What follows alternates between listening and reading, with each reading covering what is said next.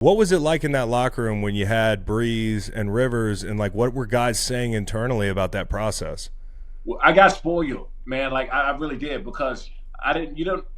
Not too often you get a chance to walk into a situation like that. Like Drew was one of the most locked in, dedicated, focused, laser driven.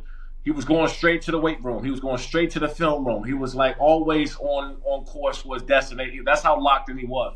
Phil was the opposite. Phil would go down the hallway. You hear him talking shit to people walking by, in the weight room. He's talking this. He never stopped. It was like a competitive thing. Those freestyle Fridays, Phil would jump in and do his little part, man. Like everything. Really? Oh, dude, like Did Phil have yeah. bars? So this is the thing with Phil, man. Phil was like, take your hottest radio track, whatever the hottest commercial radio song that there was on, right? So we would play it all the time in the locker room before we go out. And you ever heard like when somebody say, "Don't watch what you say around kids," right? Because they pick everything up. Like that was Phil. Whatever we did around him, he noticed and picked up on everything.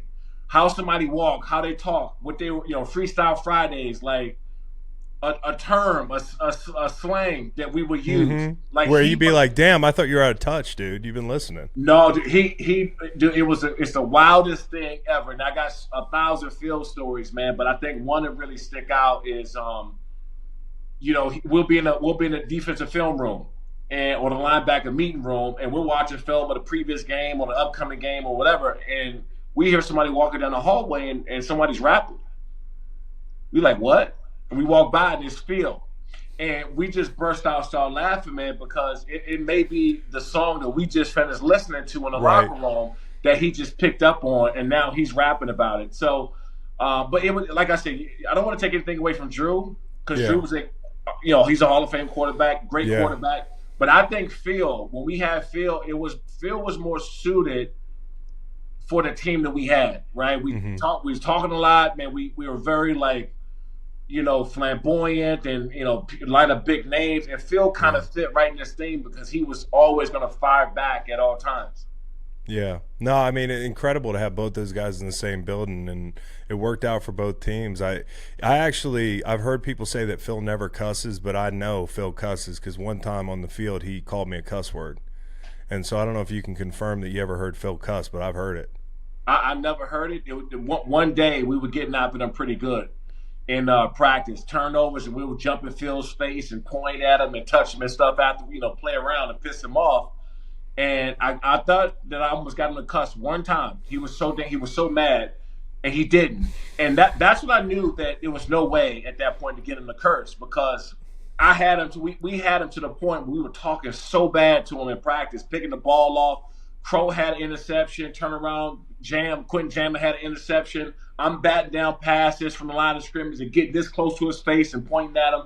And that one time I thought he was going to curse. And when he didn't do it then, I figured that nobody was going to get Phil to No, curse. he did it. He did it. He like came out of the gate like and called me a name, and then we sacked him like a bunch, and I sacked him twice. But it was eye opening for me. I was like, oh, this guy with the minivan, like and 9 kids, really does like he does cuss. So like I've heard he doesn't, but he does. With that 2006 team, I've heard you say this over the last calendar year. I forget when it was, but you were like, we might be the best team that never won the bowl. And I think it's an interesting point you bring up. Why do you think that, and how good was that team, and like what was it that kept you guys from getting there? Well, a lot of people are saying, I think it was that '07 Patriots team, right, or whatever. Yeah, that '07. So, people compare it to that because they were good and they got Super Bowls and whatnot. But if you look at how dominant we were in all phases of the game in every position in 2006, we didn't have a weak spot. And we wasn't going out and just winning games. We were beating people pretty bad. And I think we had, 60-something sacks as a team, almost 70 sacks, something like that. We were up there. Wade Phillips was D coordinator. Marty Schottenheim was the head coach. Greg Manunsky was my linebacker coach. And the assistant linebacker coach is John Pagano. Like we were so stacked from the head coach all the way down to the players, man. It was insane. And I don't have a lot of regrets. I guess one of my other regrets would be playing when I wasn't healthy, right? Like going back out. Yeah. going back out there, toughing it out. If I can change that part of my career, I would have sat my ass out, got healthy, and got back on the field when I was ready to go instead of, trying to play the warrior spirit game and get back out there hobbling Because they around. don't care. They don't care. They don't care. You find that out. You're like, oh, everybody's going to care. You walk around the building. You're like, everybody's looking at me. They think I'm soft. I'm not playing. Even though you know you're not soft. You play that game in your head, and then you go out there and look like shit, and they don't thank you.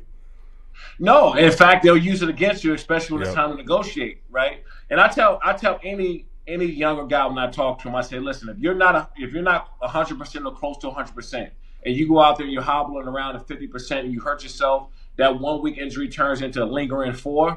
Yeah. No one's going to come up to you and say, man, way to go. Way to get back out there, way to find a way back on the field.